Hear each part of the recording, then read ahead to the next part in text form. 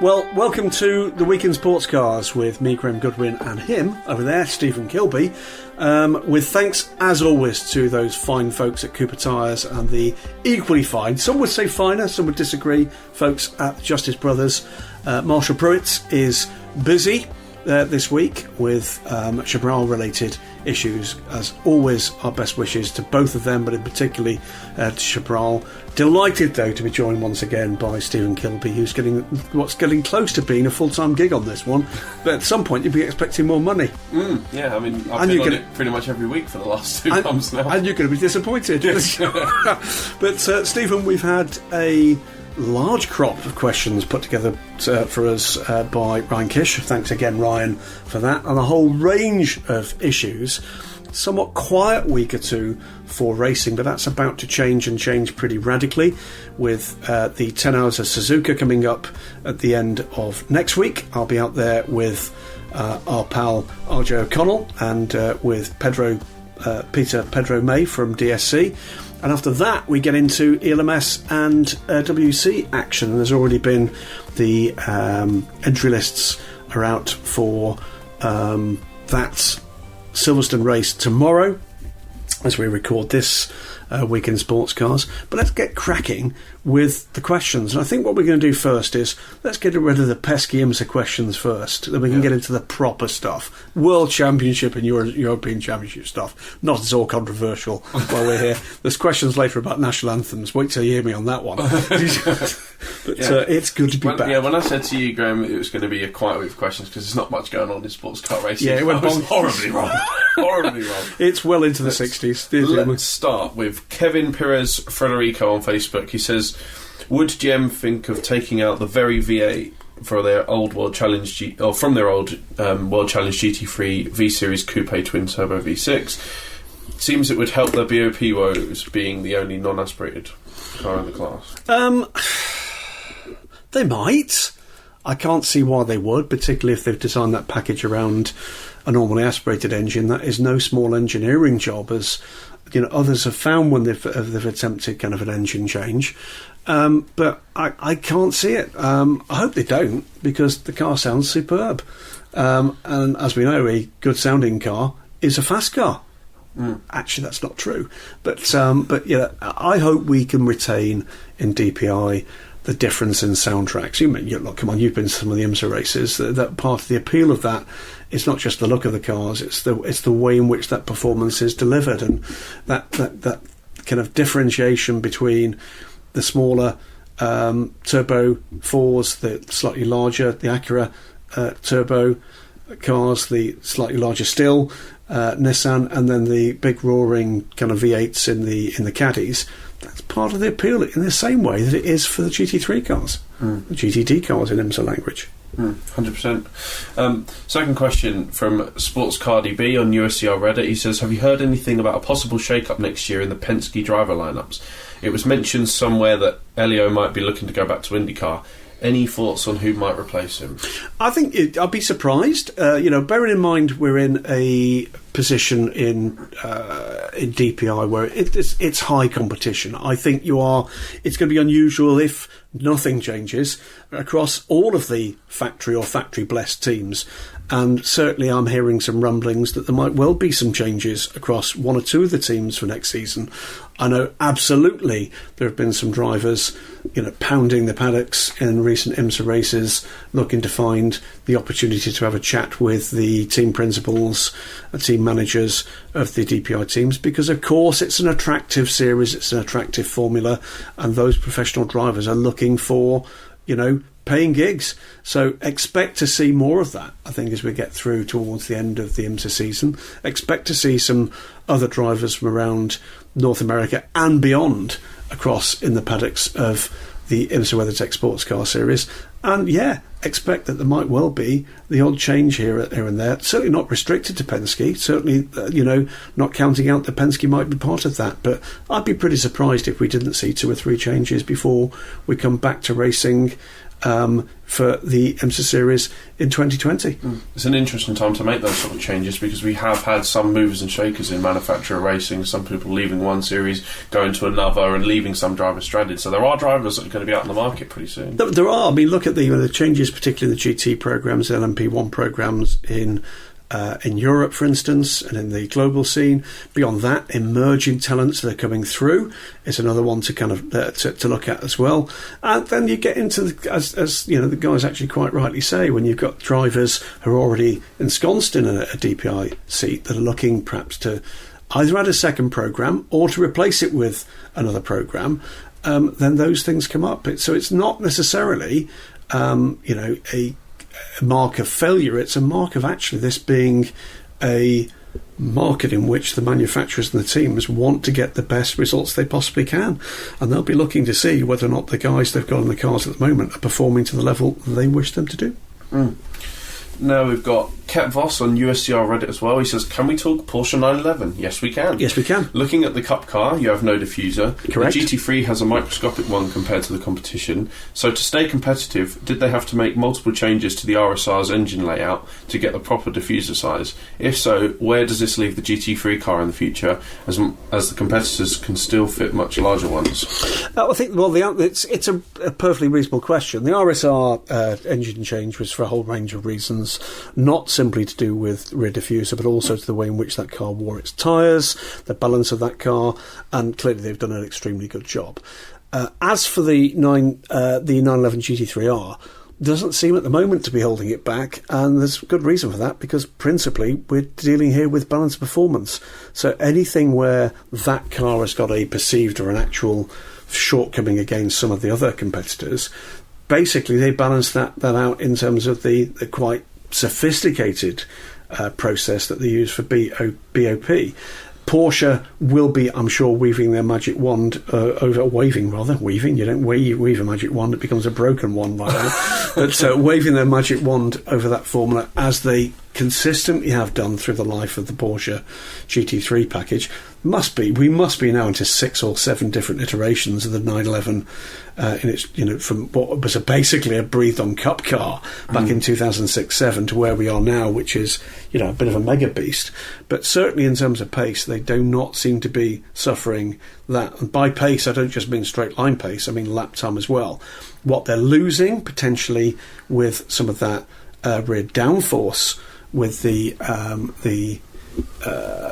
lack of diffusage, if you like, they're gaining in terms of the traction that we know the 911 has traditionally got with that rear-engined layout. So don't see that as being something that is going to lead to a mid-engine GT3 car anytime soon.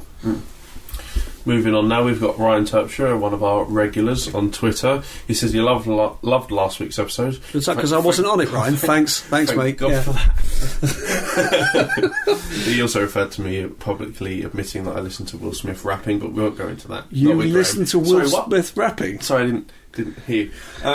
My question this week, he says, the IMSA schedule changes for LMP2. Do we expect the class to have increased participation, or is it too early to tell? And actually, I wrote about this on Daily Sports Car, didn't I? In the last week or two about... I didn't bother it. I know you didn't read it, but I wrote about this, talking about the future of prototype racing in IMSA, and spoke to a number of people in P2 racing to get their thoughts, from manufacturers, from teams, spoke to a couple of drivers as well.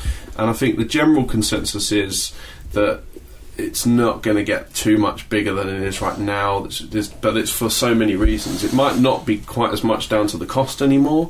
That's obviously a big factor, and they're trying to reduce the cost of racing there, but it's because you can't fight for overall wins, as Richard Dean from United told me. He kind of said that we're not changing our plans because, to spend that amount of money and race a P2 car when a few years ago we could have competed for overall wins to finish in a subclass and win a class for any few cars is not appealing.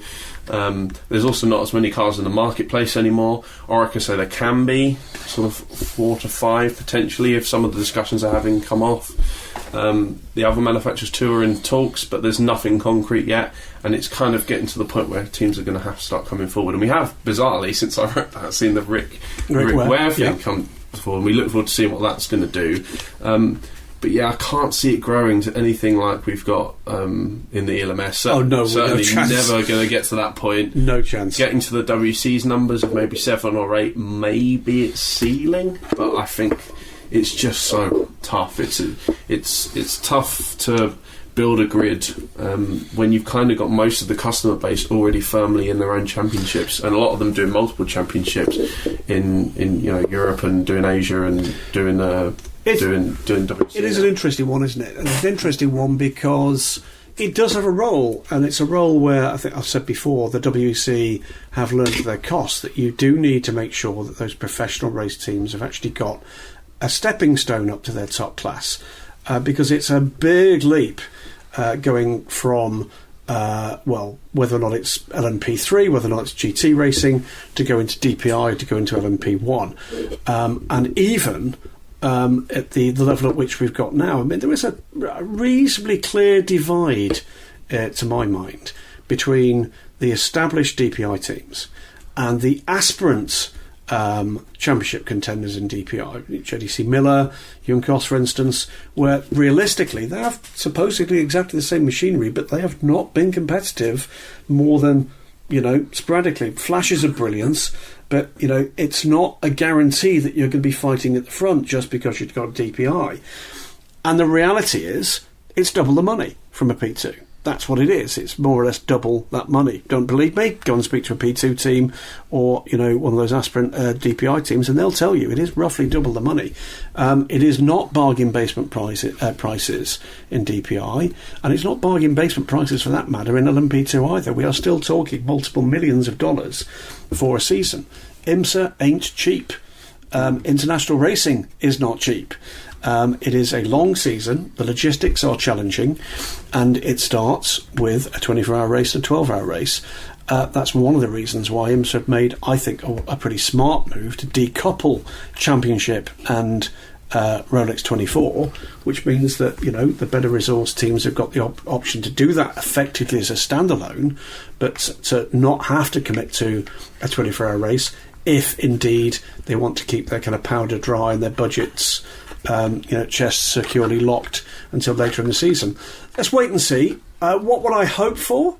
I'd hope that some of those aspirants LMP3 teams that might be looking to step up can find something in the bargain basements with the LMP2. There are cars around, whether or not it's a Ligier, whether or not it's Dalara's, multiple cars available in the marketplace there. Well. You could, and beyond that, yes, Orica's, and I know, that's been one of the beefs that people have had with this one, that it's developing into, closer to a single chassis formula.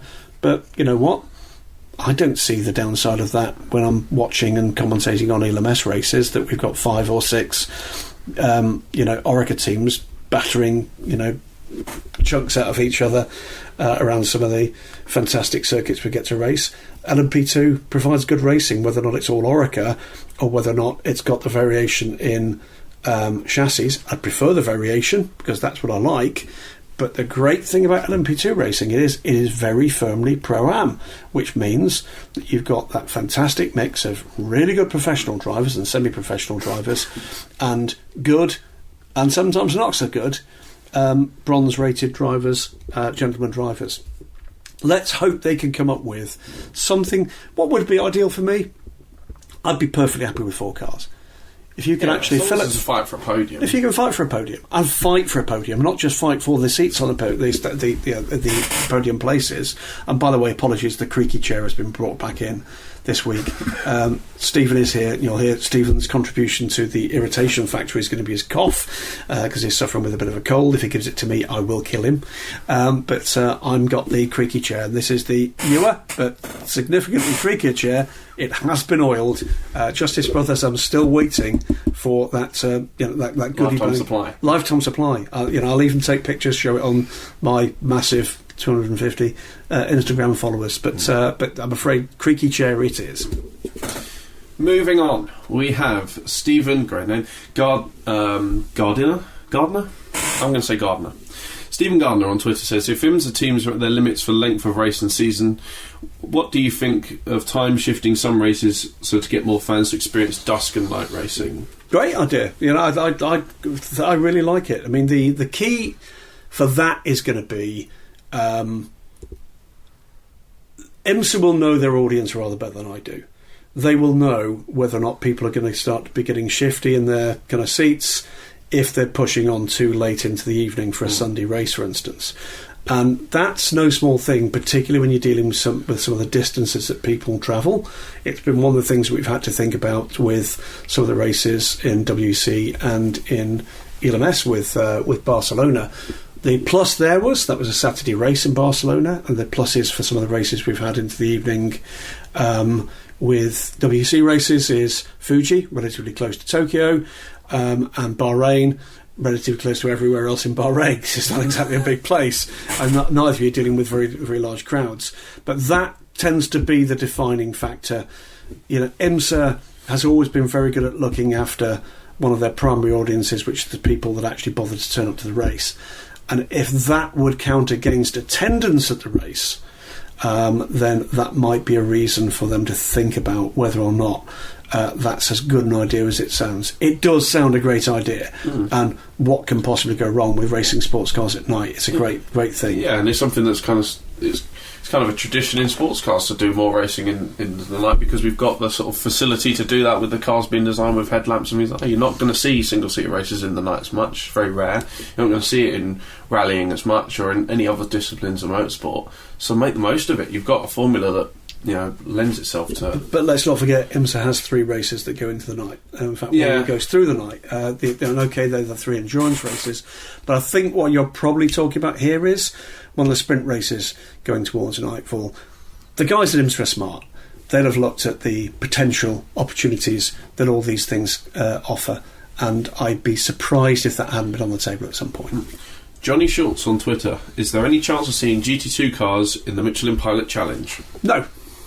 Okay. No, I'll explain why. One is they're going to be significantly quicker than the GT4 cars that, let's face it, have built a really strong following in Michelin Pilot Challenge. 2 is they're very firmly a development class for SRO, and that ain't IMSA. Might there be a possibility in the future? I still think no. I still think that's not likely to be something that's going to be around any time soon. I think the answer at the moment is SRO have got their hands full developing a customer base for this. They've got their hands full getting to the stage where the manufacturers declare. We're going to see the third and final manufacturer for this year declared at the Barcelona Blancpain GT race in just a few weeks' time, and then beyond that, the potential for 2 or 3 more to follow in 2020. It's going to be a slowish burn, I think. We're going to see quite a lot of Porsches out. I gather demand has been fairly strong for the new Audi. I expect to see Lamborghini declaring. I expect to see Mercedes-AMG declaring. I expect to see Aston Martin and McLaren in that marketplace in the relatively near future. And we know that Jim Glickenhaus, once he's got production running for his new 004 car, wants to take that to the track as a GT2 car first. In terms of homologated racer, I think we'll see that car racing at the Nürburgring 24 Hours next year in unhomologated form, the SPX class. But it's going to be an interesting one to keep track of, and it might be a bit of a signal buoy, if you like, for just how sustainable the growth that we've seen for SRO is going to be. They effectively are saying they're struggling with retaining quality AM class in GT3 racing. This is going to give them an opportunity to differentiate that. Do I see that as being the start of something different for SRO? I think it could be. It could be that you start to see fewer AM cars in the major in the Blancpain Endurance, Blancpain Sprint races, but more cars, if GT2 is popular, in the supporting Blancpain GT Sports Club. Yeah. I also think that the Pilot Challenge doesn't necessarily need GT2, really. Doesn't. Since they moved away from Street Tuner and it's become GT4 and TCR, they've got big grids. The races are brilliant. Yeah. If they could just stop crashing into each other, it'd be even better. And if the rain could stop interrupting literally every session. And if people could stop hitting the pit limiter button as they're about to win a race, that kind of thing. It doesn't lack for drama, does it? My only concern about Pilot Challenge has been some of the driving standards. Beyond that, it's been stunningly good performance, but good entertainment value throughout the whole season this year. I was going to ask you, Greg, I'm not sure if you spoke about this the week after the Spa 24 Hours, but you commentated on the GT2 races, the Porsche ones. Yeah. What were your thoughts on the cars, on those races? Because, for the listeners at home, are these cars that they're going to be, looking forward to seeing? Are they good in person, good to watch on TV? They're good. They are certainly spectacular cars. They're incredibly powerful cars. They're going to be in the hands of gentlemen drivers. That means that the speed to mistake quotient is going to be higher than it would be otherwise. Single driver formula coming for the Blancpain GT Sports Club and the new spin-off GT Sports Clubs in both Asia and North America, so to support World Challenge North America for next season. It's going to be an interesting one. I like the Porsche. There's no doubt about it. It's a spectacular piece of kit. It just doesn't look it. It doesn't look it when it's standing still. It doesn't necessarily look at it on track, because that's part of the problem, I guess, with GT3 and, for that matter, GT2 racing. You can't tell how quick the cars are because they're not racing against anything slower. That's the thing. But they are very quick. They don't look anywhere near as much on rails as a GT3 car. Oh, no, to the no, eye. no. They looked more of a handful to drive, and I thought when I watched the race, one of the two races, I thought it was quite entertaining. Oh, it was, and it was added to by the fact we had a handful of the 935s in with effectively the same powertrain. They're cool, actually. They're very cool, and not only that, they were quick. They were at GT3 levels of performance. The 935 is a very accomplished driver. Yeah. But I think this is going to be a very interesting one. And I think we're going to start to see the different iterations of GT2 are going to be interesting. You look, for me, it's the Porsche was the Gucci loafer to Audi's R8 GT2's Nike trainer, and that is going to be, I think, quite interesting mark of exactly where the manufacturers, the customer racing departments, see that new formula coming forward, and then we're going to see who's attracted to the different approaches. I'd like to see that. I'd like to see something that's kind of the more classic styling, slightly understated, but clearly kind of hammer-like performance against something that basically just shouts Instagram-like, "Look at me! Look at these pictures of my food! Look at me in this..." It's that kind of thing. And I'm going to be interested to see whether or not that actually does something which realistically Gt3 racing has not managed to do so far, which is to attract a younger clientele to GT3. There are a lot of people who are of a younger age group than me. Let's face it, there's a hell of a lot of people younger than me. It's most people, isn't it? It is most people. Shut up, you're fired. But lots and lots of people that have the wherewithal to do that in an all-amateur format, an all-non-professional format. It's going to be interesting to see whether or not that part of the plan, and I'm sure that is part of the plan, whether that pays off. Moving on, there's a question for me. So, is there? Do the honours. It's from Jake. Stephen, question for you. How amazing is DPI? When will you be focusing all your writing efforts stateside instead of writing about which Toyota wins each WC round? Love your work. Not in any way leading there. There wasn't a leading question at all. We don't get leading questions on the Weekly Sportscast. No. I don't know why you'd even bring that up. DPI. I really like it.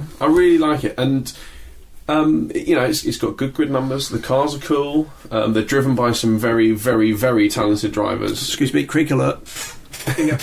And there's been some spectacular racing. The Daytona 24 Hours is an event that before the DPI era I'd never been to, I'd never covered. So it's kind of my introduction to IMSA, aside from the odd COTA race that was double billed with the WC, was the only time I got to see IMSA before then. I really look forward to that event each year, and it'll always make me think of DPIs because I've never known the Rolex 24 Hours really before that. And they are cool. They're cool cars, and I hope that DPI 2.0 puts it a little bit, we get an extra step. Because what we've got now is great. We've got a bit of variety in looks, sounds, and teams. It just, I'd like to take a little bit of a further step, because we've got manufacturer entries, but it's not as many full fat manufacturers as I think we'd all like to see, and it's the same with what we've got in the WC really. As for when am I going to be covering it full time, that's more of a question for people who employ me, because Racer and Daily Sports Car put me at WC races. They pay for me to be there. That's my job. So I'm going to write about the WC until it's not my job. I'd like to cover more IMSA races, but then I think, Graham, so would you. You'd like to be track more IMSA races because they're cool. I would, but there is the distinct problem of me attending more IMSA races that Trudy would cut my bollocks off. So I'm away quite enough. You've been on holiday though, haven't you, Graham? For a whole week. Yeah, exactly. Amazing. Jesus Christ. This is. I think we need to put a stop to this because you haven't travelled enough this year. I think that is possibly the first family holiday I've had in 3 years, but we'll see. We'll crack on with a bit more on IMSA. Rick Ware Racing has come up. This was the announcement last week. Rick Ware Racing, team more familiar perhaps to the NASCAR paddock, are moving into prototype racing with a dual programme into the Age of Le Mans series with a couple of the LMP2 AM Ligier, story we covered on the back of the Barcelona entry, where Antonio Ferrari from Euro International are going to be their technical partner in that. It told us that we can expect to see a couple of NASCAR names in Age of Le Mans series. But what is taking Luke Filipponi's I keep looking at it and thinking Luke My Little Pony, but it's not. It's asking about the plans for the team for IMSA for LMP2, which is something they've actually announced their intention to do, but with very limited detail indeed. Came from nowhere, he said. Not quite, but I do take your point, Luke. What can we expect with these guys partnering up with Euro International? Team who aren't strangers to running quick prototypes. Glad to see we might have another P2 in IMSA coming. Well, let's hope that comes to fruition, because that could be part of the answer to the question we had listed a little earlier. What we've got, though, are two unknown quantities. Rick Ware Racing, an unknown quantity in LMP2 racing.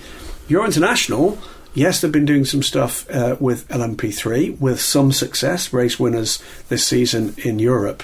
But can they translate that success, that racing success, into North America, Stephen? It's yet to be seen. Yeah, it is, but it'd be interesting. It's always interesting when you get teams coming out of left field from completely different places having to go at sports cars, because there is that little transition period where they have to get used to it, and I find that quite interesting to watch. It's the same with like what we've seen in Carlin in ELMS, isn't it? We didn't really know. We knew it was going to be well run, but we just didn't know what to expect. And I think that's part of, we're in an age now where we know most teams coming back year after year. We know most of the drivers. It's the same names around all these different championships. So to see fresh faces is always good. Well, on that not dissimilar points, Chris Ward on Facebook says, with the talk of Felipe Nasr moving to IndyCar potentially, what sort of knock-on effect would that have on the IMSA silly season? If he did leave, who would become the top candidates for replacement at AXR? Well, that comes back to that question earlier, doesn't it, about the Penske drivers, that these are the kind of things that will happen in most seasons. It's unusual to see absolute stability, and frankly it's boring to see absolute stability from season to season.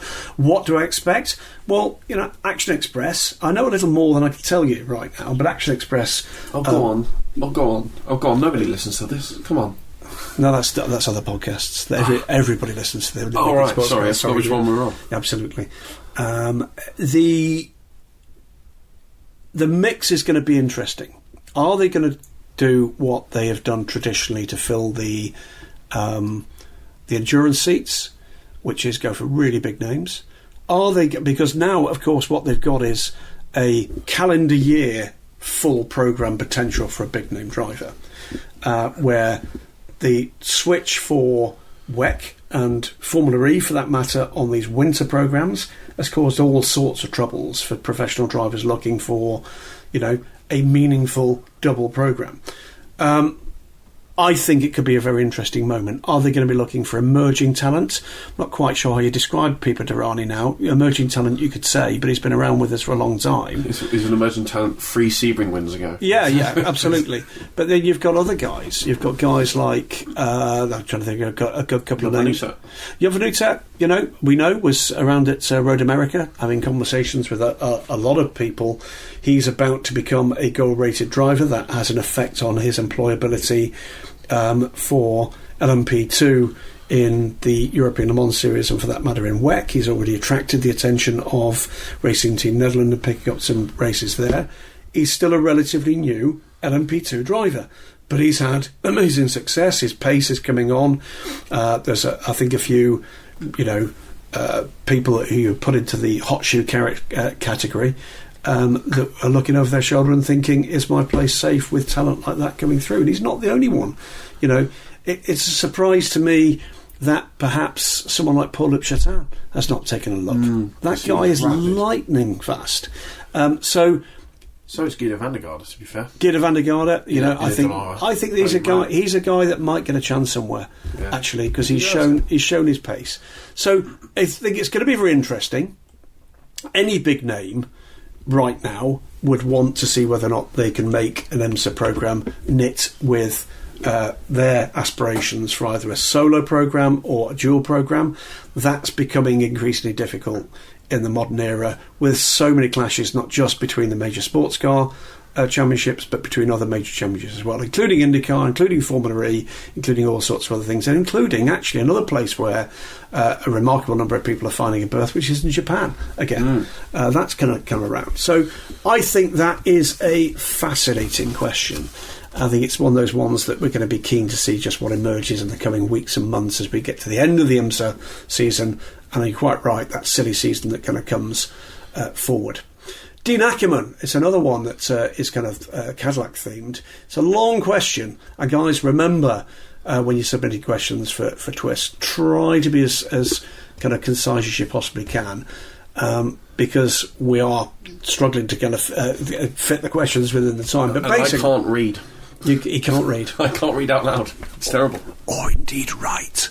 Cheers, Graham. But the question from Dean revolves around, I guess, the image brand, the brand image rather, for Cadillac, and whether or not they're in the right marketplace. Is that DPI brands are not necessarily in the luxury category? Could rebranding the Caddies as Chevys helping the dreaded BOP departments? It's another one that talks about whether or not an engine transplant.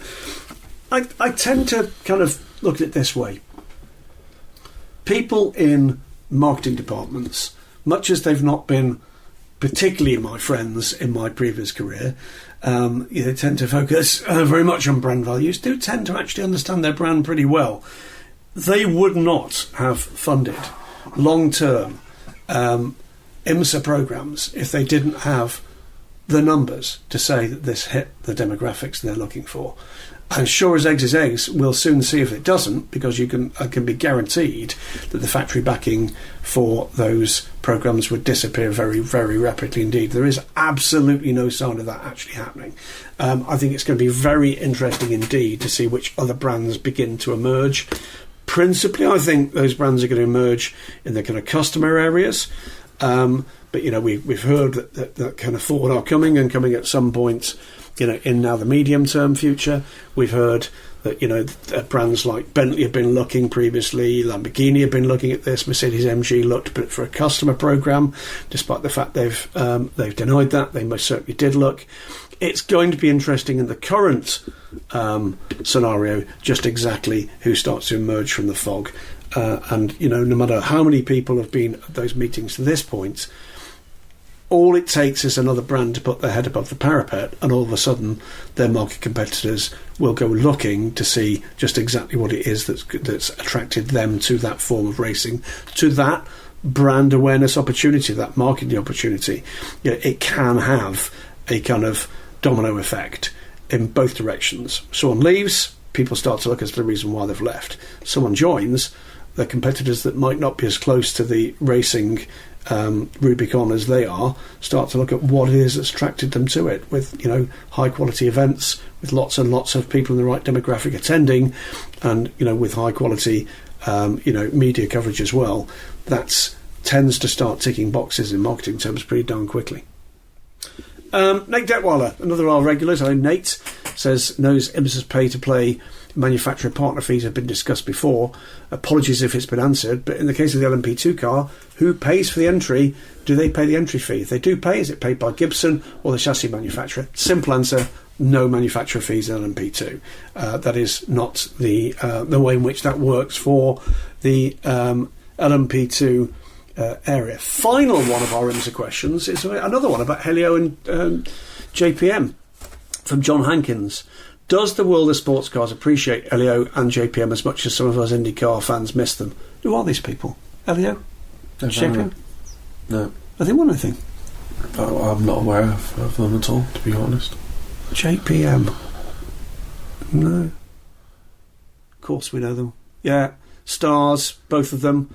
I think always difficult to attract a fan base from a starting point.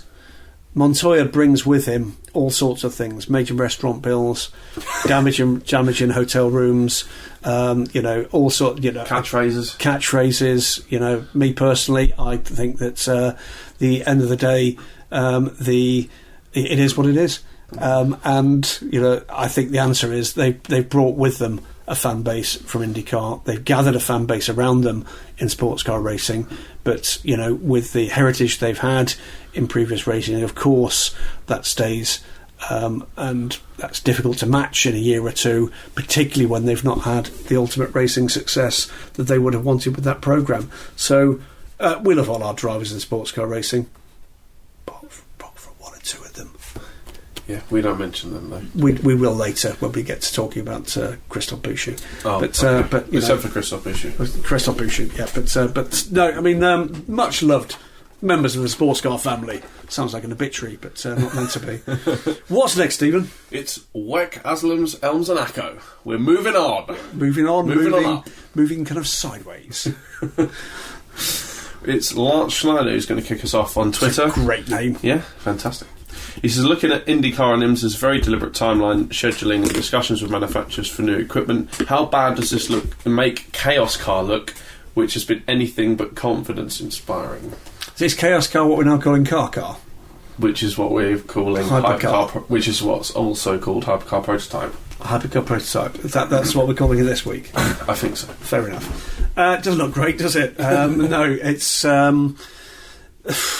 unfortunate timing.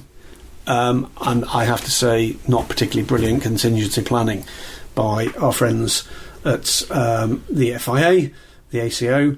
Have they pulled it out of the fire? Well, we'll certainly know in the coming months as to whether or not what we're going to get is a viable and potentially growing class.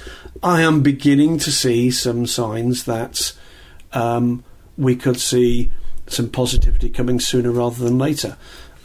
What do I think?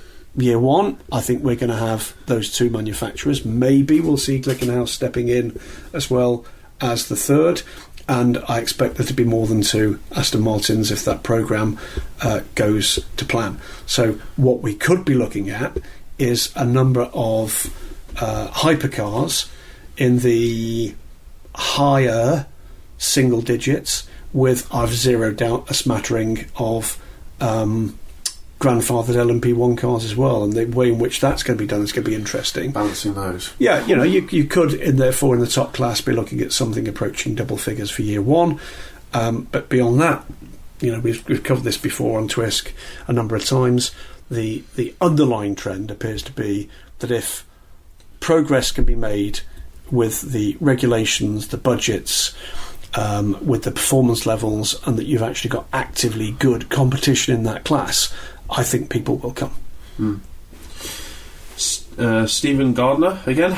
He says on Twitter, do you think the new co-driver lineup at Aston Martin will finally get Paul Dall'Anna his long-sought win at Le Mans in 2020? Well, I think there'll be a lot of people who are hoping so, won't there? Well, there'll be three, certainly. Yeah.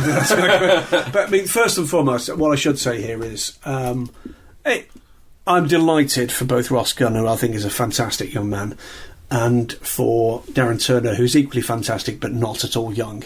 But two great guys in Aston Martin. It's great to see them aboard that. But before we move on to talk about that, I want to pay a bit of tribute to the two guys that have not been so lucky. Pedro Lamy, the guy has won more WC races in class than any other man in the first 7 seasons. And Matt Lauda, after what must have been an awful year for him last year, in the last 12 months, what a lovely bloke. And actually still quick. Is he as quick as the other two guys? Well, we're about to find out. But I'm genuinely sorry we're not going to see either of those two guys in the WC. Pedro's been a firm part of the furniture. I really shouldn't have sat on him, but firm part of the furniture in WC since he's been around.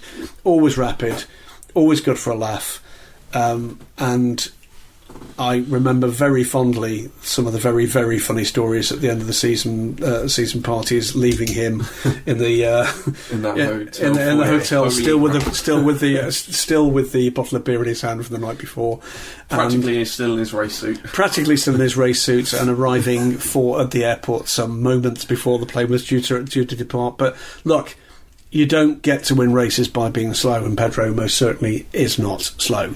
Holds record after record in sports car racing, and I hope we see him in other things moving forward. Matt Lauda, I'll be on the phone to Matt, finding out whether or not he's got anything for the season, and if he hasn't, I'll be one of the first people stepping forward to say, let's see what we can do to help him, because teams need that kind of level of solidity, and they certainly need that level of teamwork.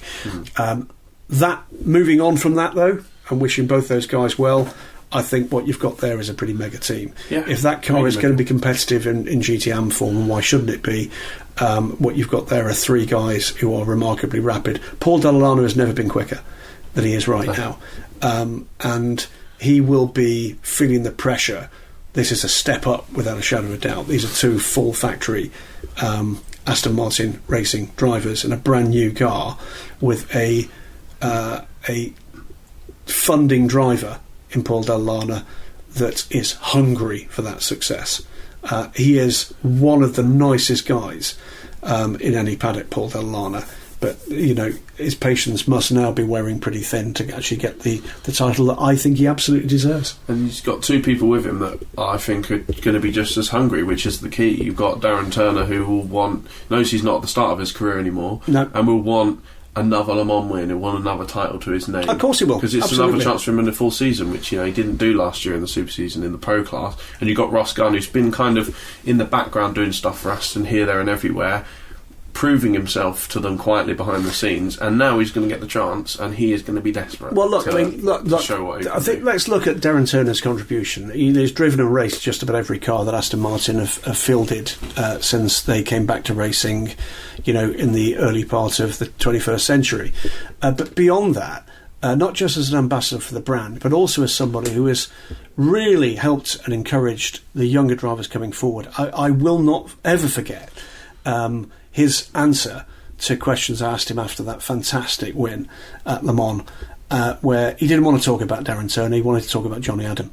And his entire answer was about Johnny's the future for Aston Martin Racing, and I thought that was incredibly generous and spoke volumes about the character of Darren. And I have zero doubt that is now going to be transferred over to the next young gun, no pun intended, Ross Gunn, who again is massively impressed from being somebody that's has come up through the customer programs, principally with Beechdean in the recent past with Andrew Howard, and now into the World Endurance Championship for a full-time ride in Gt3. How much longer is it going to be before the guys in the pro team are going to be looking over those shoulders and thinking, oh my God, he's coming for us? Not very long, I think, is the answer, and I think that's incredibly healthy. Stuart Hart is up next on Twitter. He says Gerard Neveu has talked about some changes to the structure and format of the WC by 2021. What do you think could change? Will it be the calendar, race length, classes? I also think the series needs to look again at their online TV presence. A free online option is needed. Okay, I don't disagree on a final point, and that's as much as I'm going to say about that for obvious reasons. I don't disagree. I think they need to look very carefully about how you build an audience in this transitional period. As far as everything else is concerned, I think there's a fair degree of intelligence been applied in the recent past here. I think they did get to the point where they realised the format, whilst we all like a 6-hour race, can get a bit stale. Mix it up a bit. Let's have races into night time. Let's have a difference in the kind of length of races. I know people have actually been quite sharply critical of the shift for a 4-hour race at Silverstone, but it tends to ignore the fact that you've got another 4-hour race the afternoon before. And, I get it, if that's the one that you're going to, then you're going to feel that. But they have tried, I think, to be really sensible about trying to mix up the formats where they've got that opportunity to do it. Not everybody's going to agree with me. That's it. That's my opinion. I think we will see other experiments coming forward. I think they're going to try to do what they can to build up events, to get to the stage where they've got those bigger events, the more blue-ribboned events than perhaps the Championship has right now. Super Sebring really, really worked. Against a lot of people's expectations, it really worked. It was a happy mix.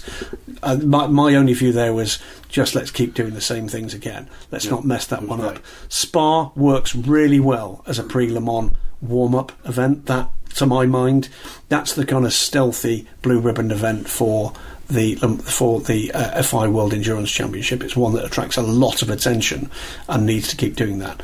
Where they've got to cross that divide now is finding other events, formats for other events where they can attract something around that. Fuji has broken through. Shanghai, much as it gets a lot of criticism from people that don't go to the race, Shanghai is always packed in those grandstands. For much of those 6 hours at Shanghai, you do see the grandstands being pretty well filled. They don't all necessarily wait till the end of the race, but that's just it's a cultural thing. We've got to teach people a better way to follow these events. They're working hard. They're trying to build it. I tend to agree with you that there is something a little lacking at the moment in terms of the way in which that message just got across in terms of the online/TV product. I like this next one. It's from HMDS on Twitter. He says, what are the expectations for the 6 hours of Sao Paulo in this upcoming WC season? Also, I have plans to watch the race in Brazil next year. Do you have some tips for somebody who's only ever been to an F1 race at Interlagos and is going to see his first WC race? It would be my first time there as well, so I'm looking forward to this answer. I'm fine. Okay, well, first things first, what you're going to expect from your experience at the WC is an awful lot more access than you're going to get at Formula 1. My view would be, it's been a while since I've been to Interlagos, but if you can get to different parts of the circuit to watch the cars, particularly if you're coming for the whole weekend, do it. Because one of the things I do know that friends and family that attend Formula 1 races bemoan is that what it buys them is a seat. And they sit in one place, and that's what they get nowadays, and there are very limited options to actually get around to other parts of the circuit. So what you can expect certainly from the WC race there is a lot more freedom to actually watch the action from different points, vantage points, and please do take that opportunity, because that you get to see the cars performing in very many different ways. What else? I'd say the access with the kind of the pit lane walkabouts, the autograph sessions, etc. That's always a major plus. What else around the how to watch the race? Well, it depends how big a fan you are of this form of racing. If you know the teams, you know the drivers, you won't need telling this, but I've said this before, I'll keep saying it because I think it's a great way to introduce people to it. Introduce them to the four classes, learn a little bit about the cars that are going to be in those four classes, and pick one in each. Pick one in each and follow their fortunes through the weekend. You will find that massively enhances your enjoyment and understanding of the way in which the four races in the FIWEC race evolve. Let's move on to James Hewitt on Twitter. He says, I can only really apologise for not asking questions too often, but one fun question I do have is this. Not accepted. Can we poke Kessel Racing into letting the Pacini brothers share a car and something? Both are very fast, and imagine both are very fast, and imagine both of them together again. It's the problem there, James, is that the Kessel Racing outfit is very much a kind of customer pro-am effort, and of course the Pacini brothers are their hired hands to ensure that they keep the business of some of their gentlemen racers. So the chances of putting them together in a Gt3 effort, I think, are pretty limited. Might we see that happen at some point? I think we possibly might. But it's great. What I've been really enjoying with the Kessel Racing team is just watching the way in which they are so customer focused in that garage, and the way in which the enthusiasm comes through from the paddock area through to the pit lane, with the pros that they've actually got in that garage being massively supportive and encouraging. I wanted to say it's a very Italian atmosphere. It's a Swiss team, but there's a lot of Italians there. It's a real inspiration to see them bringing that model through from GT3 racing, now in GTE racing, and becoming something of a force to be reckoned with. But I think you can expect to see the Pacini brothers involved in that for some years to come. Tom Bacon has a question about Jamie Chadwick. He says, do you think Jamie Chadwick will drive for Aston Martin in the WC at some point this season? No. But I think we might see Jamie Chadwick in Aston Martins at some point this season. There is clearly, with Jamie now having a pretty major title to her name, there's a promotional reason to do it as a third driver, maybe one or two of the races. Where those opportunities arise, though, is going to be a different matter. The other point to raise here, and it's actually a very good point from in this question, is, of course, now some of the guys who would be stepping in potentially as a third driver now can't because they're already committed elsewhere. You know what? I'm going to change my answer. Actually, there is a possibility here that we might see Jamie. I think she would need to prove herself. I think she'll certainly need some testing in a GTE car. It's fundamentally different to the car she's been driving before, but let's wait and see. I think the odds are against it. I think it will be interesting to see where and when Jamie is placed with customer teams. We've seen her obviously racing the GT4 Plus car at the Nürburgring. I wouldn't be remotely surprised if she became part of that programme moving forward. But I think what they're going to be looking to do is to just see how far they can take those talents. If, for instance, someone like Darren Turner did get the call up to the Pro Car for something like Le Mans and Jamie went and drove in the 98, that would be a British GT4 championship winning reunion, wouldn't it? It would. And Jamie Chadwick, and that would be cool. It would be very cool. They were a force. Yeah, there's all sorts of really cool potential storylines to come. And, first thing, by the way, almost last things last here, congratulations to Jamie Chadwick for the way in which she performed in that championship, and to the other ladies in the Formula W. I'm not a massive fan of the format, but if that can help us to get some real breakthrough talents coming, seeing Alice Powell picked up already in IMSA with the Heimricher Racing Squad, if that can actually help to smash through that glass ceiling, I will have absolutely no complaints whatsoever. What I want to see, and however we achieve it, is more talented drivers, and in particular more talented women drivers, finding their opportunities on the international scene. And if that helps, then I'd be an absolute massive supporter of it. I think WC's has been great. I think it's been a really good first season for it, because there's obviously going to be a lot of doubters and a lot of discussion about it. But do you know what? I probably know more about who's doing well in the W Series than I do in most of the other random single-seater formulas we've got going on now. That's right. I think that's absolutely right. They're getting lots of promotion in places that motorsport will never normally get promotion. The key to it is going to be this: where are the opportunities going to arise, and just exactly how are those girls going to be treated professionally by the people that now hold the rights to their careers as a result of them being in the W Series. They're the bits that I'm nervous about right now. Nervous about some of the underlying motives here, and they've got not the racers, but the people behind that series have got a lot to prove moving forward, that they are operating in the altruistic way in which they suggest that they are. Got similar questions from Daniel Peters and Michael Metropolis. They're both asking about what the chances are of seeing BMWs in one-off appearances at Le Mans. Michael sort of states specifically about the RLL crew coming over, and Daniel also says there's only chance of Ford at one-off at Le Mans. I think there's two answers. As Stephen quietly dies. One is, will the teams enter? Two is, will those entries be accepted? And I think that's a very interesting question. And I think a lot of that is going to come down to the politics of things. At the moment, it is fair to say that I think the WC is slightly bruised by losing particularly BMW. Ford completed their programme, and I think if there's any kind of stroppiness for the WC, that doesn't show them in a particularly good light in terms of the Ford side of things. BMW, they've probably got rather more of a reason to be, piqued by that. But I think the interesting part of this is there's two questions. Will they enter? Will those entries be accepted? Yeah, it's not a given, is it? No, it's not a given. And frankly, neither should it be. No, because you can't necessarily just pick and choose. If BMW think, and some of the people that I've spoken to within the MTech effort seem to be of the belief that BMW at board level only saw WC's real potential being the racing at Le Mans and the promotion that it gains for that.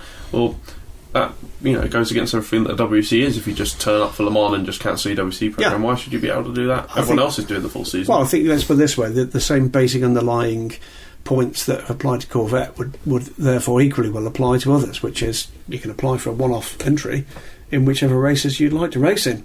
It would be a good idea to do exactly that, you would presume. Might be an interesting entry for Sebring, mightn't it? Certainly would. Johnny Schultz on Twitter says, does McLaren's involvement in IndyCar affect its aspirations for hypercar and DPI 2.0? One, other, both, everything. I don't know. I think the answer is, from McLaren's point of view, look, they have had a serious look, particularly at hypercar, without a shadow of a doubt. I think if there was another programme that is the more likely, it is probably hypercar. As to when that might happen, that's another story altogether. Those in the know will tell you that there most certainly has been a pretty extensively conducted engine programme looking at hypercar. It's quite interesting, bearing in mind that we didn't really have the regulations. So, I'd be interested to kind of find out what those sources you can get access to tell us about exactly where that might be. Well, knowing what you know about the resources at McLaren, do you think they've got the space to be able to add this as another programme on top? Look, the reality for the IndyCar programme is, it's McLaren branded, but it's operated by an external team. The key to it is it's the design and development of the car that is going to be... They are not going to operate that independently. Operate that as a full factory team. They will be looking for partner team to operate that if that comes out, and I'm pretty clear I know where the most likely place for that team to be operated from would be. But the key to it is they've got to commit to developing that car in the first place, and they'll be waiting and watching and looking and interrogating with a small eye the other programmes to see exactly what's involved in that and whether or not they think that's within their budgetary availability. Cookie Monster says, before the Keating deal was struck down for Gt3 R, Holt from Multimatics spoke of the extension Ford received, specifically that they may have been for interim GT programs before jumping to hypercar in 2020. Do you know any details about the Ford extension, or if the Keating deal would really have come about with a granted entry? My guess is that Ford was still lobbying to be a player for hypercar until that fell through after Le Mans, in which Keating would have played a Gt3 R role, hence the full season prospects coming from his camp after Le Mans. Right, the answer on the programme that Larry was talking about, Larry Holt was talking about from Multimatic, had nothing whatsoever to do with Ben Keating. Ben Keating and running the Ford, wherever it was going to run, comes down to a commercial relationship as to who's going to be running the car with him and how much is that going to cost. And he's obviously gone down the road of going with the Project One team. I think that's a smart move. That's a well-established team with a car that we know is going to be competitive. The programme that Larry was talking about, I'm pretty clear I know what that programme was. I need to do a little bit more work to find out just exactly why that took the time that it did, but I think I understand that one too. And let's wait and see whether or not anything comes from the ashes of that prospect or not. But look, Multimatic did not lose out on that place because they hadn't kind of signed the bottom of the form and sent it in time. They lost out on that place because that deal could not be pulled together in time, and then we've got into the ridiculous catastrophe that is FIA regulations, and we've published the full season entry list, so therefore you can't come. It's a ridiculous answer in a marketplace as challenging as we've got in 2019 in any championship. That kind of bullshit, frankly, needs to go away. If that cost the FIWC the potential for a 1 or 2 car GT Pro entry for the want of a couple of weeks and potentially a fine, that to my mind is just pure nonsense. Cookie Monster also asks, are there any updates on grandfathered privateer LMP1s in the 2020 hypercar regs? Will they receive a penalty a la Group C qualifying times, or will they have a super season nerf over hypercars where they will be significantly down on pace? I think the answer is it remains to be seen exactly what performance comes out from the two cars currently under development for hypercar, those being the Toyota and the Aston Martin Valkyrie. Once we know what that performance is, and more to the point how that performance is being delivered, I think they'll be in a better place to determine exactly how they're going to grandfather by the way, restrict any of the current crop of LMP1 cars that choose to step into the void for another season. And of course that includes the possibility of Rebellion and Ginetta, but look, there's SMP cars there too, and it might be that is a more attractive environment than the current environment in WEC against the Toyotas would be. Another question from Cookie Monster, triple question bonus. It says, whatever happened to Toyota and Hugh de Schoenack? Since 2016's disaster, I've rarely seen him in the garage. I haven't really seen him in Toyota's garage. Is that more so with Orica's affiliation with Rebellion, more than his Orica links with Toyota? Orica still have the links with Toyota. Hugh is a little more busy now with the full engineering inputs that Orica have got into the Rebellion programme, but there's been no dilution whatsoever, as far as I'm aware, of the Orica involvement in terms of logistical supports for the Toyota Gazoo racing team. MW Clarkson, WC Reddit, says, would love to hear your thoughts on the Ginetta, or the Team NT lineup, we should say, for Silverstone. I think it's an interesting one. I mean, it's for those that haven't read it, and why not? Two cars. One, I did take the mickey out of the guys. We had four of the guys in for something I'll be putting together in the coming days and week at Ginetta's Garforth factory yesterday, as we're recording this. So the two Ginetta factory guys, Mike Simpson and Charlie Robertson, Ben Hanley popped over from the right side of the Pennines to the wrong side of the Pennines, and Hull's own Guy Smith popped over, and so we had four of the six with us at the Ginetta factory taking a look at the cars in build. I think it's a very interesting six-driver lineup at the moment, confirmed as those six for Silverstone, but I think there's every prospect, if this performance comes, that you could be looking at certainly the core of that being the full season lineup. I took the mickey about there being a Masters car and a Fasters car. Didn't get on well with Mike Simpson at all. But with Chris Dyson, of course, Chris has got the link with the AER engine deal there, but Chris has been keen to get back into LMP racing for some time. I've certainly been talking to Chris, I think, for a couple of years now about the potential to step back into something. He's been involved with his sprint cars, he's been involved with Trans Am, he had the run in the GT3 Aston Martin in the Golf 12 Hours. I think there's every prospect that we'll see that being a proper commitment from Chris. He brings with him his mate and long-time driving partner, and let's not forget co-champion in the LMS back in 2011 in LMP1, Guy Smith. Guy has tested the car twice at the Prologue and also at Spa, where we also had Chris Dyson around for that one. Mike Simpson knows the car backwards, has been part of the test and development programme from the very start, very much Ginetta's man in that crew. That is an interesting prospect.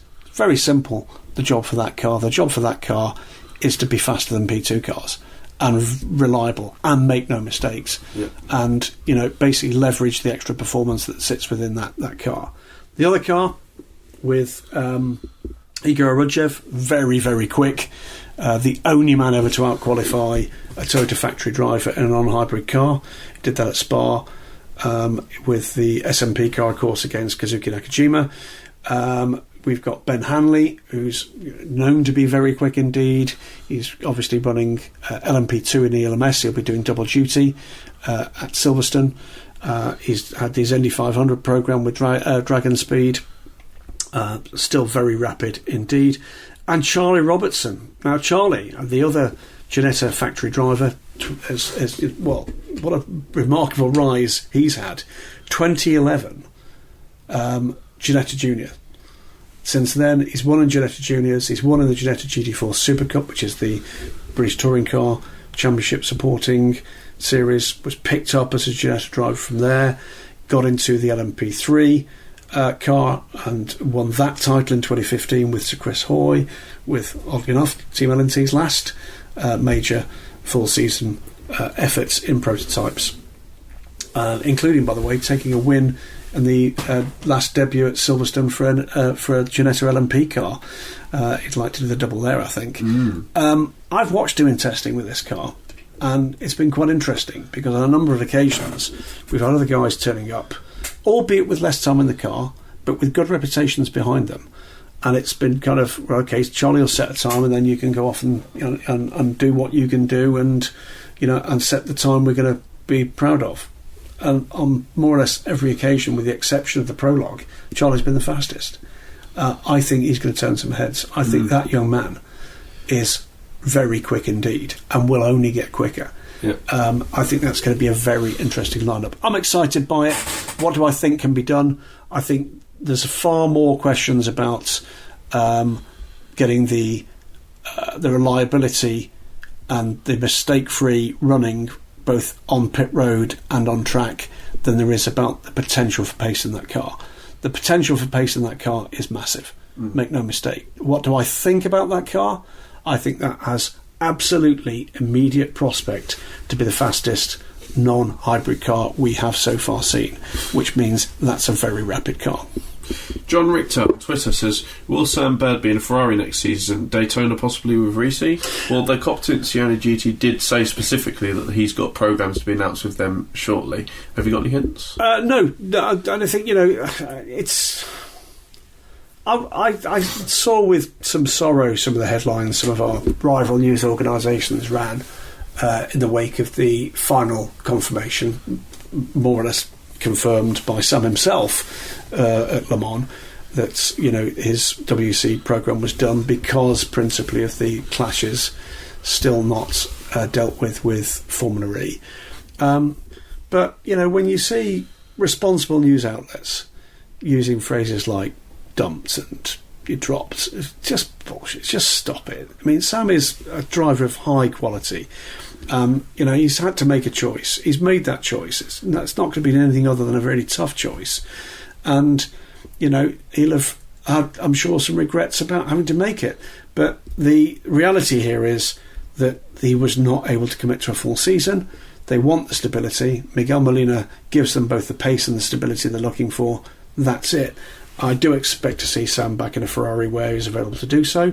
And that's, by the way, exactly the same story as we were talking about earlier with DPI. That is a driver, professional driver, who earns his living doing this, looking for a second programme. In this instance, his second programme is Ferrari this year. Let's carry on by taking a question from John Foreman, who also says, Ferrari unveiled the F8 Tributo a few months ago as a replacement/midlife refresh of the 488 GTB road car. Is there a reason why the 488 GT Evo hasn't been similarly renamed? Also, great job by Stephen on his recent substitution. Thank you very much. You keep reminding me of that. Apparently it was good. Don't know. Actually, I don't know. I mean, we've got the 488, the 488 Evo, the 488 Evo of the Evo apparently coming. If it ain't broke, don't fix it. Does it indicate that perhaps they are reeling back on investment in that programme? I don't think it does.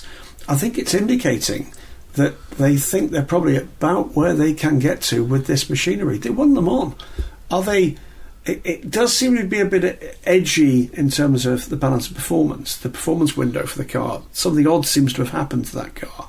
I always used to refer to that car as being bot-proof, but it clearly isn't. No. Well, it's interesting because I had a conversation with James Collado about this very subject, which was on the WC Prologue special on the Marshall Pruett podcast. And I asked him, where the car is now since it's been changed to Evo spec. And he said it's actually a bit worse than it was when it was the original one, because it effectively, some of the changes they made to the front end, the downforce were taken away. That was the point. Thinking, why? And it's the same with Ford. Ford developed an Evo package they never used, and I think Ferrari will look at it and think, is there any point? Well, you remember that's exactly right. That when they originally announced the Evo, they were told they could not use some of those changes. They were kind of regulated out from underneath them, and that, I think, did have a bit of an effect on the whole programme. So maybe they're still feeling some of the after effects. Don't know about the... there will be, again, here's another use of that very same word. There'll be a marketing reason why not. And that might be because the moniker attached to the Tributo has got pretty limited shelf life. Thomas Pendergrass on Facebook says, what would it take to have a combined WC and F1 event? I cannot see that ever happening. Lots of money, certainly. Yeah, and, for so very many reasons from a professional point of view, I hope it never does. From a fan's point of view, I can see exactly why that would be massively, massively appealing. But for so very many reasons, being utterly selfish about this, Thomas, I mean, I just don't want that to happen. I think that would be... There's a phrase I would like to use in those contexts, and I think the phrase I'd like to use is that would turn into just a massive pissing contest. It's just...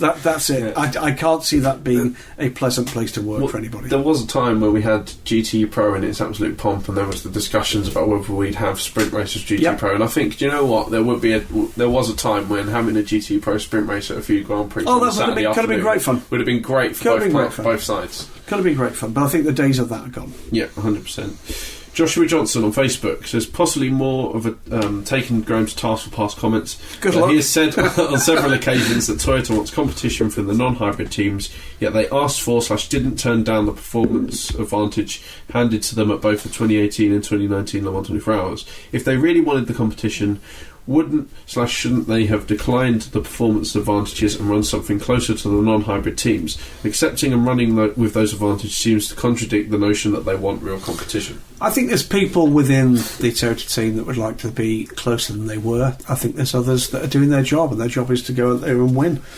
for the brand.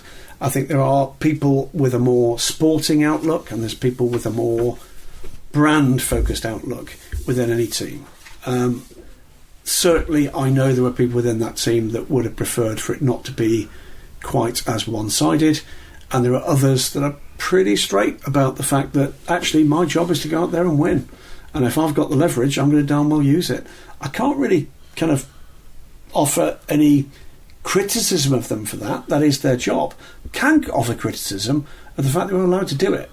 And for my money, was there an argument they could and should have had at Performance Edge? There was an argument. Was there an argument to get quite the performance edge they got? No. I think that was a big mistake last season. I think the penalties in the pit stops in particular, the disparity in the pit stop times and the fuel, this thing around the additional lap allowed, I think was a bit of a nonsense. I think that was very easy to deal with in the narrative that surrounded the racing, and I think basically someone was bamboozled into actually making that decision, and I do think it was a mistake. I think that's what lost us S&P Racing, right there. Sean Crockett, and we're coming towards the end of WC now, he says on Facebook, is the Gibson V8 currently in use in the Rebellion R13 a stroke / bored out version of the LMP2 V8, or is it a totally different design? No, it is basically the same basic architecture. So it's the GK428, the GL458, and actually that tells a lot of the story. There is a lot of work involved in squeezing out the additional performance that the LMP1 engine has, but it is a derivative, a big evolution from the GK428 LMP2 engine, but it is not a completely ground up design. Jakob Ben, another question about Gibson engines. He says, GG, you've mentioned multiple times in the show that there are 50 Gibson GK428 engines in existence. Correct. Circling between the teams buying track time / mileage of those engines. What happens when a major failure occurs, for example, a fire that renders the engine unsuitable for a rebuild? Does the number of engines drop, or does Gibson build a new one to get it back up to the 50? I don't think we've actually had that occurrence happen. No. I think if they had to build some major componentry to put 50 back into the pot, they would do so. I think the 50 does give them a little bit of wriggle room. Remember, whilst there are about 30 cars, LMP2 cars in existence, not all 30 are running at all at the same time. There are times when that's pressured. So, for instance, the Le Mans 24 Hours, or indeed the Silverstone ELMS and WC race weekend, are probably the occasions on which it's under most pressure. But no, are we at the point where they need to consider spreading the, rather increasing the kind of their pool? I'm told no, they're not. They've still got a fair degree of kind of comfort margin. It was interesting to see. I think I took a picture of it as they unloaded the spare engines that they brought from Repton for the Le Mans 24 Hours. That I think that week stretches them as far as they are able to be stretched within that resource. But the other remarkable thing about it, and the reason why I can't really answer the question, is that's been a remarkably effective and reliable. It's an amazing engine. It's an astonishing engine, and have we seen failures? Yes, we have. But the fact that you can probably remember them goes to show how rare they really are. It doesn't happen very often. We're going to General. General. And we're going to start with Stephen Gate on Twitter, who says, I'd like to know from both of you, in your lifetime, what do you feel is the biggest OEM failure at Le Mans in relation to money spent / test miles completed versus results obtained? Surely Mercedes in 1999 has to be a contender. There's so many, actually. I mean, another ones that tend to come around are, it was the Nissan GT-R LM and blah, blah, blah, fine. Mercedes in 99, disaster for them.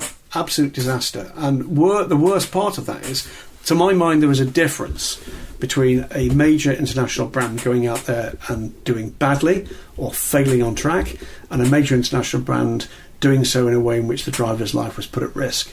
That's a massive difference to my mind.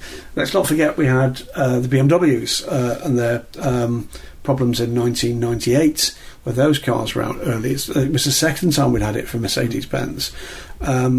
Yes, we've got the issue for Nissan, but then we had the Aston Martin AMR1 as well. I was going to ask you about that, because it was just before I became a journalist / reporter / whatever you want to call me this week. What did you think of that programme at the time? Was there ever a point where you thought the AMR1, this is going to work, or did you look at it from the start and think, what on earth? I didn't have a clue what we were going to see when they took the covers off at the launch at the Aston Martin plant, and when they did take the covers off, it was a kind of, really? I mean, bear in mind what that car had actually replaced. It replaced the gorgeous, shapely Lola Aston Martin. And what you got was this kind of high-sided car, which the through-car aero was clearly the key element of that. But it looked just completely unlike anything that we thought we were going to see. Did you not have any hints of what it would look like beforehand? Well, we'd seen one graphic, but the detail on it... It was one of those moments where you see something, and you've got David Richards, and you've got at that stage George Howard Chappell, and all of the Aston Martin board at this launch at the main plant at Gaydon, and I was struggling for positives. I'll be honest with you, but here's the thing: it was a disaster. Make no mistake about it. It was a disaster. The engine was clearly a problem. There was a vibration issue which caused major problems. I was talking to someone who's actually got their hands on one of those cars now that believes they've solved that problem, that the vibration issue is no longer an issue because of some engineering input that's been put into the car. But of course, when you're rushing, you don't get that opportunity. The real kind of eye-opener for me is that's probably the car that, in terms of its aero concept, is probably the closest thing we'd seen to what became the Nissan GT-R LM. It was that massive kind of massive aero throughput from the front end to the rear. What it was trying to do with the air was not dramatically different from the Nissan. It's always a sad thing when a big factory makes such a cock-up. But it was a horrible cock-up. And actually commentating on that race, those cars were out so early. So early. Forgive my ignorance. The Pagani... Always do, Was that a... That was a GT car. Was it a factory effort? No. I remember the look. I remember it was completely terrible, but I don't remember what effort was. If you imagine a scale, there's a scale which has got pretty bad, awful, then into kind of cataclysmic, and then epoch-makingly bad. That right there was the Pagani efforts at Le Mans. That shat itself more often than a newborn baby. It was terrible, and again, such a shame because I said this. I know about the Nissan at the time. What more than anything, what gives me real sorrow about the Nissan having failed, it was the last big one to really fail in that way, is think about this for a moment, listening out there. How much more difficult does that make for anybody to go in to a meeting at board level in a major manufacturer and say, come on guys, let's take a risk? That's the real sadness of it, is that they had to do it. They had to do something. You try to match Audi at that stage or Porsche at that stage, you're just going to be pounded. But they got it wrong, and at that point you just knew they are not going to get another chance to get it right.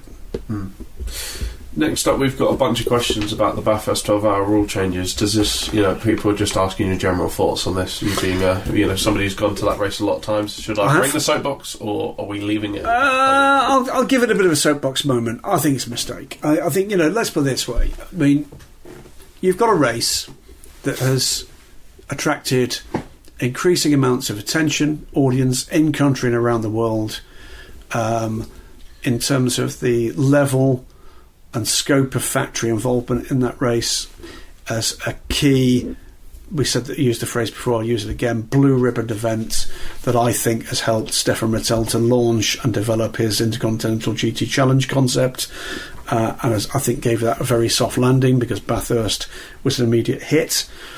And I just don't understand why you'd mess with that.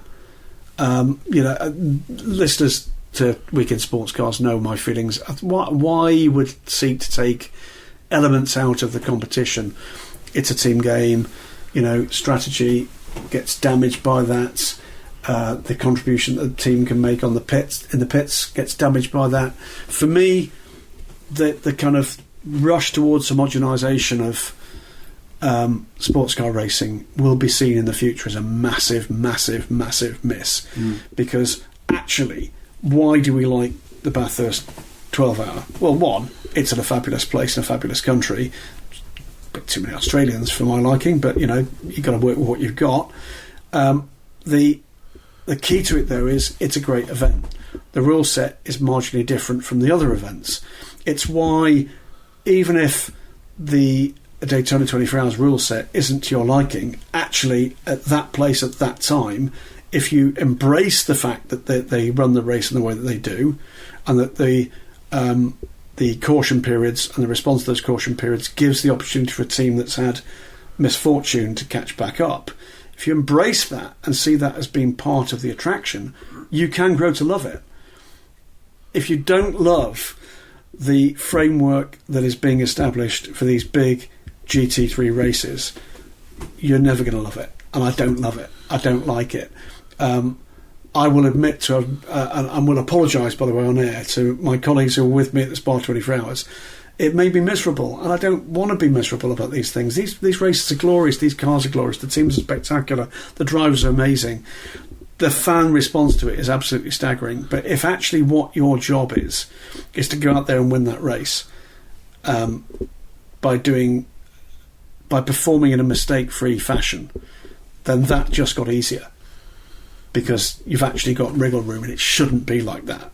It is the opposite of promoting excellence, and excellence is what winning in motorsport is supposed to be about, and it's absolutely what winning in motorsport on a global level and international level is supposed to be about. And if you're not pursuing excellence, my view is you're making that mistake. We'll see, but for me, I think it's a step back. We're getting a bit tight for time, so we'll take one more question from General. Okay, we'll move on to a couple of questions from fun. We'll go to David Zitterbart on Facebook. He says, "Hi guys, it's been a long time since I've had a question." He says, "My question is, do you think that having a national anthem in a pre-race show is important, or religious blessing is important to a motor racing event?" With apologies, I don't know where David's from, but I'm guessing David may be from the US. Guessing. Apologies if not, David. Well, the example he gives is actually from Australia. He says, Betty Klemenko, owner of Erebus Motorsports with Supercars, has been quite vocal about the lack of it. I find it rather disgusting. He says, and for me personally, I find it rather disgusting, and the reasons for it rather lacking any truth. It can't be that hard to find a local school choir that'll do it for free. Okay, right. So, there's not many UK national races where we have the national anthem. and we certainly don't have religious. I can't really. Okay, to be honest. And that's not because we're ungodly, unheathen, and not patriotic. I love my country. I'm very happy to live here. Not particularly pleased with its direction at the moment, but it's not because we are less patriotic. It's not because we're less proud of our heritage and our freedoms. It's just not the way we do things. I know absolutely there are other countries in the world. The US is the prime example where that is part of the pomp and the ceremony. Fine, I don't have a problem with that. There's nothing wrong with it being different. No, there's nothing wrong with it being different. I do think there's a place for certain national anthems for a major international event. I like that. It's always been something that's has been a big part of the lead up for the Le Mans 24 Hours for me, is when we go through the national anthems and there's almost a competition between the tens of thousands of Brits and then the French where the Marseillaise is sung. But do I think it's an essential part of it? I think you've got to make your own mind up in your own nation for that. That's either something that you want to do or it's something you don't feel is necessary. I'm not one of those ones that is a tub thumping if the flag's not there, it's not. I don't feel free. I know the words to "God Save the Queen." Both versions, both the Sex Pistols version and indeed, yeah. But do I see that as an essential part of my motorsport enjoyment? No. Do I see it as disrespectful that we don't sing it before every British GT race? No. Do I feel that necessary to impose those values and that outlook on every other nation? No. And neither do I think it's right they should impose it on me. No, exactly. I tend to agree with you on that one. I've been to loads of sporting events around the world. I've seen instances of sporting events embrace having national anthems for the events, things like NFL games, college football games. I've been to loads of sporting events where they don't. Ultimately, it's entertainment is what we're going for. Yeah. And some cultures and some parts of the world see that as a big part of the build-up to a big event, or a big part of the entertainment thing for it because people enjoy it, and that's absolutely great.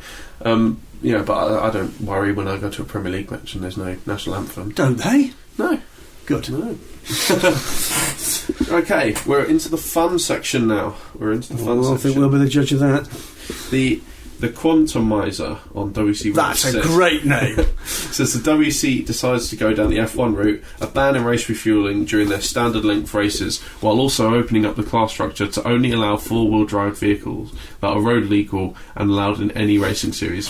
Don't mind me saying so. That's a bit of a stretch. What vehicle does the Christoph Bouchou Hammer Emporium liveried Marshall Pruett Graham Goodwin racing team enter? Do you go for something that's fast that will only last a couple of hours and therefore your lead is enough, or do you go for something that will just last a full time? I think I'd go for something with a fuel bowser being towed behind, so something pretty quick with maybe an 8-wheel drive car and trailer combo that's just got unlimited fuel available. That one is a bit of a stretch, it's got to be said. I just like speed. Yeah. I just like speed. Am I going to be entertained by someone just growling around 5 seconds off the apparent potential pace because that's where they're going to get the fuel mileage? No. You want somebody to jump into that car and go, watch this! Yeah. See how many laps I can... Hold my alcohol-free beer.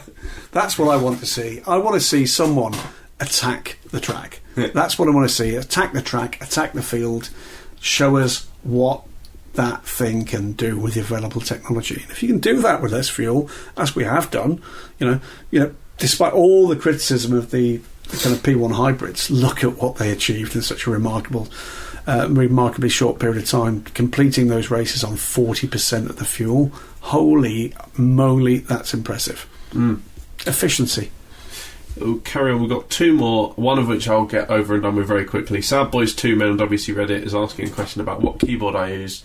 The keyboard I use is from the new range of MacBook Pros, which is a very loud keyboard, and I will apologise because it's ironic. But the reason that I was typing on my keyboard is to message somebody to not call me and interrupt me into the show, and instead I interrupted the show by typing the message. Let's move on. Let's go to Right Turn Lover with the final question of the show. He says, SRO has invented a new driver ratings based class. This sounds right. Is this fictional or is this? It's Pro-Am Media.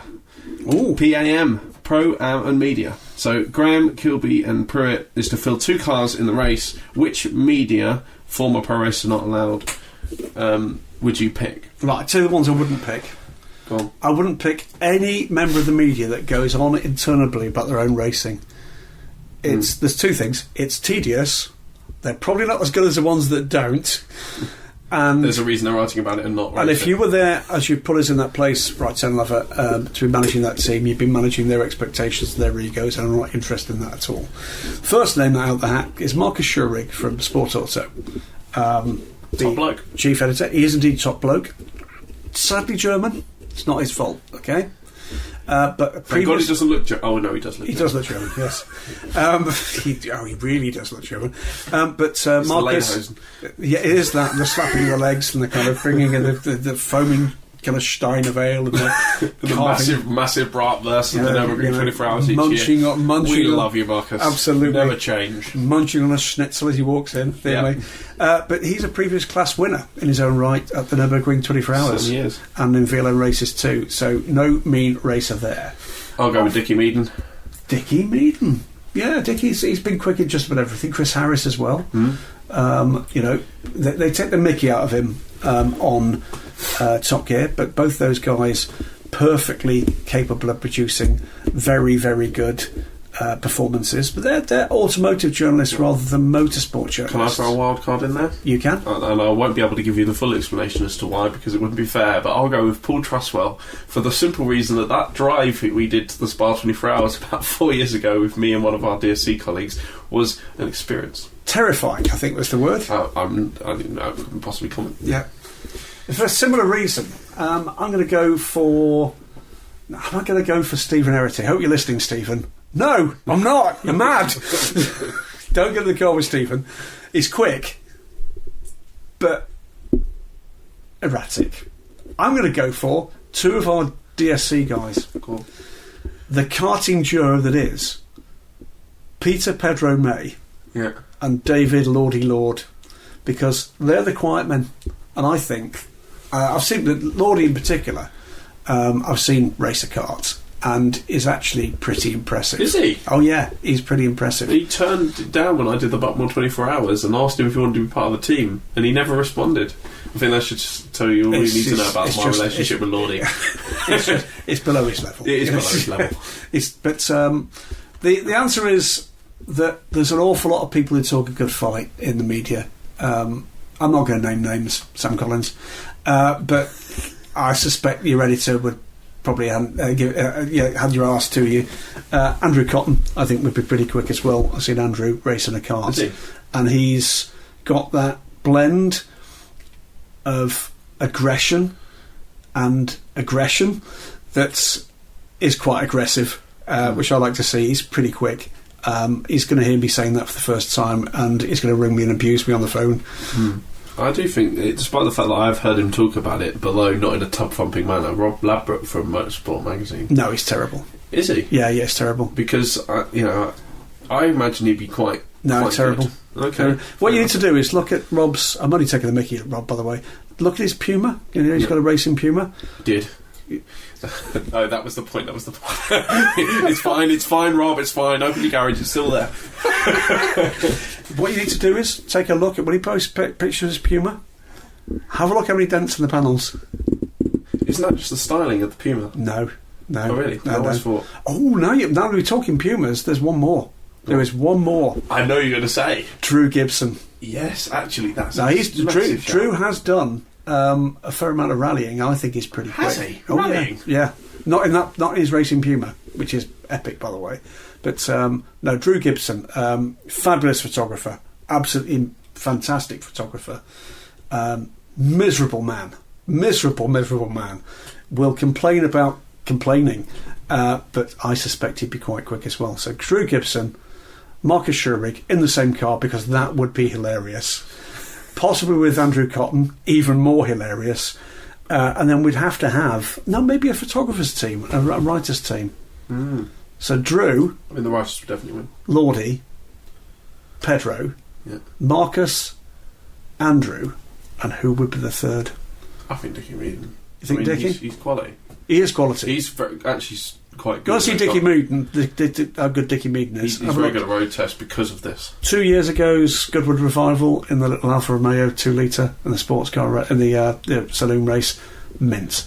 Fabulous stuff. I think that's us done. Yeah, that is us done. And we didn't mention Christophe Boucher once. And we only mentioned BOP 99 times. Fantastic. Brilliant. Well, you've got to go. You've got places to go. I've got things to do. Again, all love to Marshall and Chaparral. Another big week for them this week. And again, thanks to our backers with the Justice Brothers. You're fabulous. Still need the stuff for the squeaky chair. And of course, the wonderful people at Cooper Tyres. This has been the Week in Sports Cars. He has been Stephen Kilbey. Thanks again, Stephen, for your efforts and for coming over to record this at the DSC bunker. I've been absolutely it's not a shed. I've been Graham Goodwin. That's the Week in Sports Cars for this week. We'll be back next week when I'll be in Japan for the Suzuka 10 Hours. That's all from us for this week.